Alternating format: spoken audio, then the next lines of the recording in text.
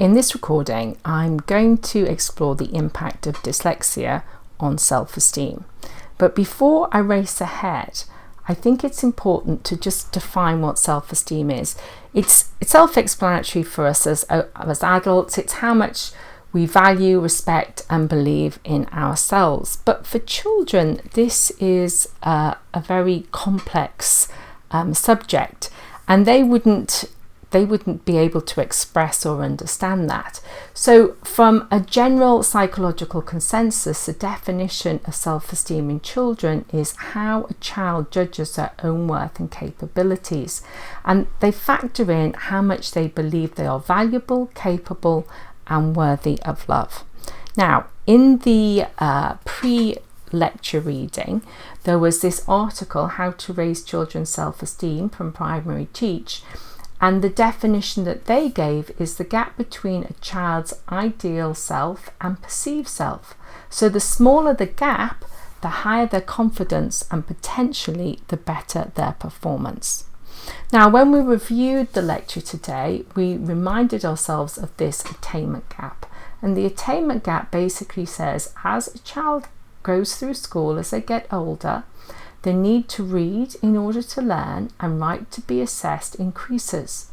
And as this increases, the attainment gap increases. So a child could be very capable in the subject, but because they're not good at reading or not good at writing, this doesn't come across in the quality of the work they produce, hand in, have marked, and so their results tend to be low. So that's the attainment gap.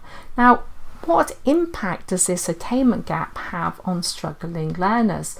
Well, we all, adults and children, compare ourselves to our peers. And sometimes within a classroom, it isn't even if the child compares themselves, their peers are often saying, hey, did you only get that score? Or haven't you finished that yet? Because children do tend to just say what's on their mind and not have a filter.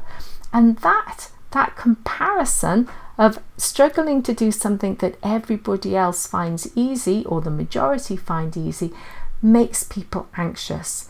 And anxiety impedes performance for anybody. So of course the quality of the work continues to decrease, and therefore we have this negative cycle.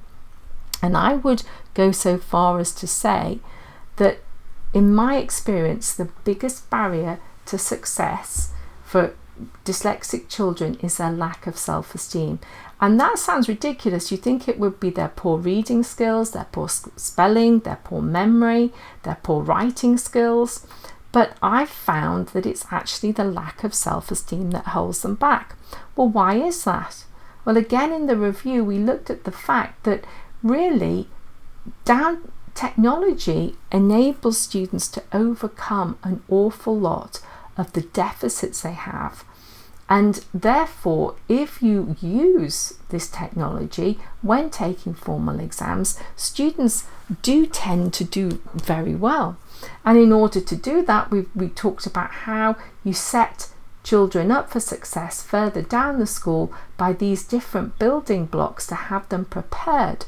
Now, what my experience is if a child has already had their self-esteem eroded because of this comparison with their peers, then they have no motivation to learn how to use text-to-speech or dictate or learn how to type, because they've already given up on education. It's easier not to start the race than to sort of come in last. So they just think, no, I'm not going to bother. And I've had a lot of very hard conversations with young teenagers who are very capable, who just think, oh no, miss, I can't be bothered learning to type. I'm never going to be able to do it. I'm not good at anything. I'm not expecting to do well in exams anyway.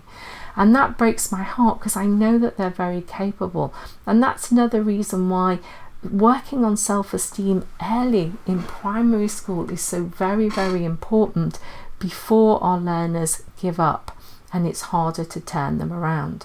Now, that's my experience, but academic evidence actually bears this out. And at the bottom here, I've given you information that you can find out more of 2 academic studies that talk about self-esteem and academic attainment, and they talk particularly about what they call the reciprocal link. And they say increasing attainment increases self-esteem. What does that mean? Well, when you successfully master a task or a skill, it gives you tangible evidence of your competence, and that gives you a belief in one's ability and therefore raises your self-esteem. And in the same way, as your self-esteem increases, it will increase your attainment. So this is explained here by higher self-belief leads to persistence, a willingness to take academic risks, and better coping with failure or resilience. This sustained effort increases the likelihood of success. So here we see the opposite of the negative spiral. Here we see a positive spiral, that if you can be successful, then it will increase your self-confidence, and that will then help you achieve even more in the future. So what we're hoping to do is to learn how to set learners up for success by utilizing inclusive strategies and technology. And that, frankly, is what we are going to be doing for the rest of this academic year. So far we're only on our 4th lecture, and then what we're going to be working on is learning the strategies and technology that will help us overcome the typical dyslexia difficulties. And so the plan for this lecture is we're going to listen to some shared experience of how dyslexia impacted self-esteem in primary schools. None of the people were actually diagnosed in primary school. I also set some pre-lecture reading. So our first activity is to just answer some questions on dyslexia and how it impacts self-esteem on Padlet. And the second activity is to then come up with our top 10 strategies for how primary teachers can restore or maintain self-esteem. So that's the plan for the lecture today.